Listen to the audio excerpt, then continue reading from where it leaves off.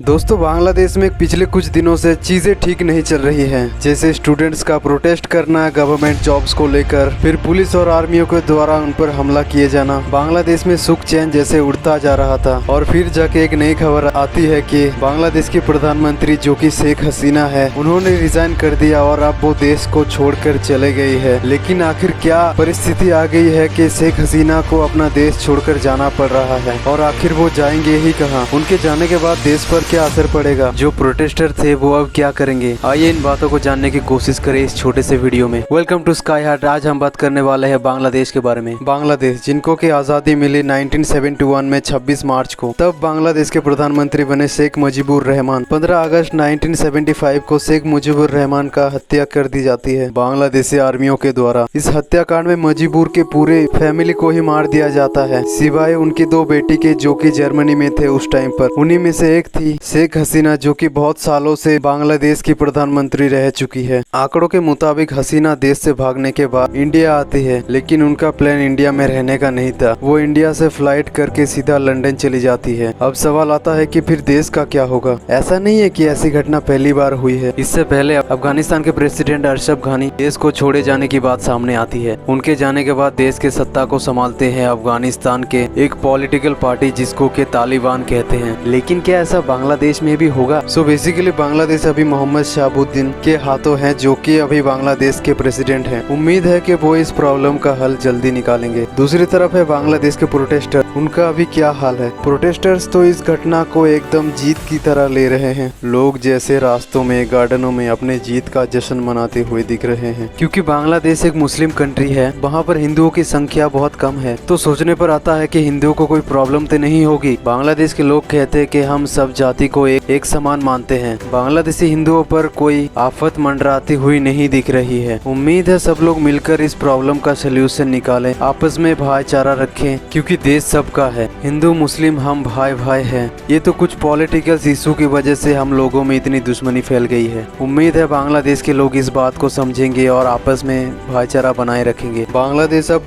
पूरी उनके प्रेसिडेंट और उनके पब्लिक की हाथों है। देखते हैं क्या होता है। जैसा कि अफगानिस्तान में देखा गया है, तालिबान के आने के बाद अफगानिस्तान के ज्यादातर लोग खुशहाल रहने लगे हैं, लेकिन वहाँ पर अभी भी लड़कियों को फ्रीडम नहीं दी गई है। तालिबान के अंडर में अफगानिस्तान को आप एक खुशहाल देश भी कह सकते हैं। मैं ये तो नहीं जानता वहाँ के पब्लिक के दिमाग में, मन में क्या चल रहा है, वहाँ के प्रेसिडेंट के मन में क्या चल रहा है। हम बस दुआ कर सकते हैं कि सब ठीक हो जाए, क्योंकि मैं भी एक स्टूडेंट हूँ। मुझे पता है देश पर अगर ऐसा हो तो फिर क्या हाल होता है, स्टूडेंट पर अगर ऐसा हो तो क्या हाल होता है। आखिर में एक सवाल रहता है कि बांग्लादेश क्या फिर से खुशहाल होगा? क्या बांग्लादेश में उम्मीद की किरण जगेगी? आपकी इसमें क्या राय है, मुझे कमेंट सेक्शन में बताएं। और अगर मेरे कोई बांग्लादेशी भाई है तो फिर वो मुझे बताए कि वहाँ पे परिस्थिति कैसी है। होपफुली सब ठीक हो जाए। वीडियो अच्छा लगा हो तो वीडियो को एक लाइक कर दीजिए और सब्सक्राइब का भी बटन दबा दीजिएगा। दोस्तों मैं आप लोगों के लिए ऐसे वीडियोस लाता ही रहूंगा। और हाँ, कमेंट में जरूर आप अपना ओपिनियन दे, मैं आपके सारे कमेंट्स पढ़ूंगा। उम्मीद है इस छोटे से वीडियो में मैं आपको थोड़ा सा भी जानकारी दे पाया हूँ। मिलते हैं किसी अगले वीडियो में, तब तक के लिए बाय बाय और जय हिंद, वंदे मातरम।